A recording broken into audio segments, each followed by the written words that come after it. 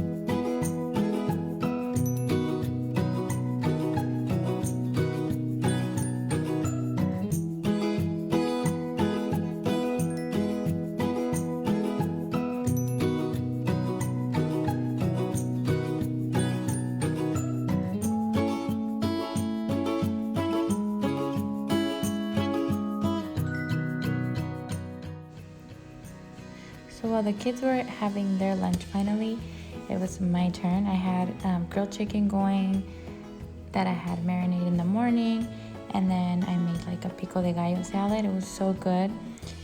Just onion, jalapeno, tomato, cilantro, lemon, and salt. And over the tacos, it was delicious. And I just really enjoy having like grilled chicken, something light that I won't feel like too full. And then for dinner, this is a recipe that I wanted to share with you guys. It's pork ribs with green salsa, but in our culture or in our family, we add nopales, which is cacti. I don't know if you guys have heard of that, but these are it. I mean, they don't look like this at the store. They just already cut them up and everything for you, but it's really good. And if it's your first time trying it, I mean, I hope you try it. They're really good, and they're actually really good for you. They're really good for like lowering cholesterol, diabetes, and all that stuff. So you're gonna need onion, 3 garlic cloves, and then for the salsa you'll need 12 tomatillos, and then I used 2 jalapenos, but first I added 1 and made sure it wasn't too spicy, because that's happened to me where it's a little too spicy and we can't even eat it. The tomatillos look like this at the store. If some of you guys haven't seen them, you just peel them and you just rinse them really good, because they have they're like sticky. So I use the pork ribs, It's about a pound. And then this is for the seasoning. I garlic salt, black pepper, and onion powder. And then the cumin right here, that's gonna be for the cactus, the nopales. But then the salt is gonna be for everything. And then we have oil, which we are gonna fry up a little bit, the ribs, and you'll see in a minute. So I'm gonna heat it up to like a high heat and get some oil going. And then this is where I'll add all of my dry ingredients to the meat. I used to like chop up all this stuff, onion, garlic, and everything, but you know what? I've really changed in that way. I just like the dry ingredients, so it'll just kind of taste like it and not have all of these things going on in my dish. But that's just me. So I'm gonna add it into the oil. And this gives it a really good taste. There's also different ways to make this dish. I know some people boil it. Sometimes I have too. Like you boil them first and you make sure they're really soft and then you add the salsa. But this is another way that I learned as well. So I kind of go back and forth, but I do gotta say that my husband really enjoys it this way. And I feel like I do too. The salsa tastes a lot better. It has a lot more of that juice and taste from the pork. And then if you are going to do the cacti, I just take it out of the bag and it's already ready. It's clean. You just have to wash it. I mean, it's not cooked already, so you want to cook it.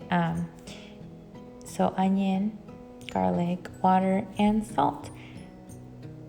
And this is just going to cook in a different pot because it does have like a, I don't know how to say it, but it does have a taste that kind of you have to get rid of. So I'm gonna put cumin, and you also put oregano, which I had it in right there in the video, but I forgot about it. So I'm showing that I made beans last night, so that's what we're gonna have with it, beans, and I'm gonna make rice after the video I make a little bit of rice. So we still have the meat going. This is kind of a dish where you kind of multitask. So I have the cacti going in one little pot to bring to a boil, then the meat, just making sure it's kind of all fried up and cooking. It's cooking as well as it's cooking, and it's also like getting fried up. So